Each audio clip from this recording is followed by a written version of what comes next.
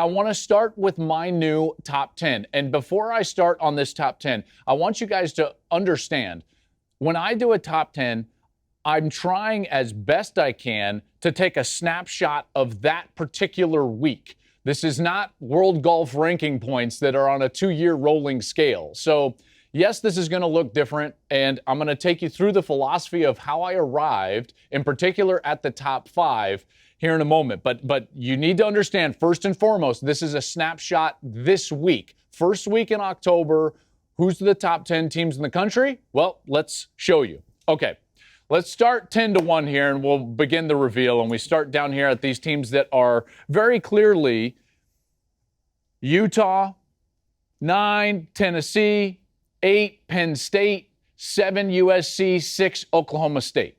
Okay, so for me, there's a lot of teams that can be in this. This is what I would call is kind of the second tier in college football at this point. Obviously, Oklahoma State sitting at 4-0, kind of quietly with Mike Gundy. We'll talk to him in a moment. USC, their defensive struggles, yes, but their offensive prowess. Penn State's sitting there making the Big Ten East probably the best division in all of college football at 5-0. Tennessee's done a nice job with their quarterback, Hendon Hooker. And Utah quietly is sitting there and very likely could win the Pac-12. Now, there's some other teams that could clearly be in there, but this is kind of a jumbled mess. And then you get to the top 5, which is what I would call kind of the premium teams right now in college football. Georgia at 5. More on that in a moment, okay? Because clearly that's very different from what I've had even last week when Georgia was number 1. As we continue here at 4, I'm going to have Clemson. A couple of nice wins for Dabo Swinney. At 3, I'm going to have Michigan. That's a team that I'm basically in bed with right now. 2 straight weeks. Now I'm going to have 2 more straight weeks. Then I've got Alabama at 2 and Ohio State at 1. Okay, so you get all 10 of these up here, and it's pretty clear. Everyone's like, you need to explain this, Ohio State at number 1, and you definitely need to explain this. Why is Georgia number 5?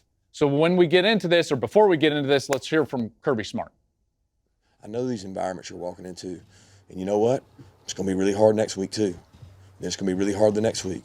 And it's going to be really hard 2 weeks after that. It just doesn't change. And you guys may think it's going to be easy at some point, but I promise you, it's going to be really hard in the SEC every week.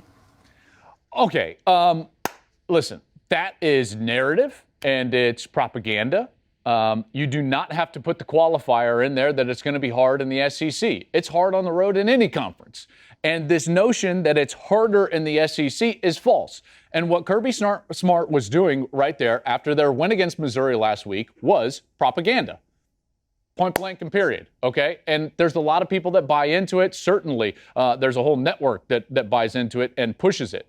The bottom line is that it's really tough to win on the road, in particular when you're facing good opponents, period. Just because you're in a conference doesn't mean that those road games are harder than road games in other conferences, in particular when you just beat Missouri. Okay, we saw what Missouri was a few weeks ago when they went to Manhattan, Kansas, and got beat by 28 points against Kansas State. Okay, so you can't tell me that all of a sudden just because they threw a patch on their, right here on their pads, and because now they're not in the Big 12, they're in the SEC, that it's all of a sudden harder to win at Missouri.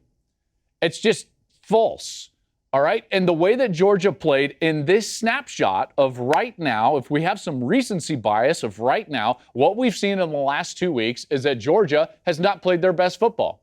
Now, I want you to understand something really clear. Georgia is a great team, and I believe they are not only going to head to the playoffs, but very likely will play in the national championship game.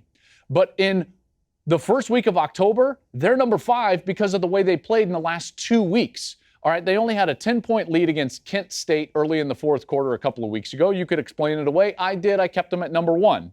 But you cannot explain away the fact that they went to Missouri and didn't have a lead until the 4-minute mark in the fourth quarter. You can't explain that away. So they ended up at the bottom of this kind of second tier of the premium teams. Then Clemson and Michigan, they get slotted at 4 and 3. One of the reasons why I have Michigan above Clemson is because Michigan has been more balanced. Michigan has less holes than Clemson. We've seen Clemson overcome some of those things. Their 2 weeks, in particular, the last 2, Wake Forest and North Carolina State, better than Georgia's last 2 weeks. Michigan looks very good. They look good in all areas, by the way, all 3 phases, offense, defense, and special teams. Then I kind of had a break, and I'm like, okay, who am I considering for number 1? So how do you explain Ohio State over Alabama? Well, full disclosure, the first time I did this, I said, okay, Alabama's number 1, Ohio State's 2, and then I started on that second tier.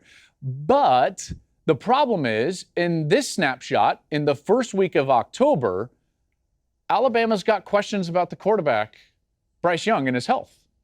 Okay, so he's got an AC joint sprain in his shoulder. Do we know how effective he's going to be? Do we know how healthy he's going to be? Do we know if he's going to be on the field?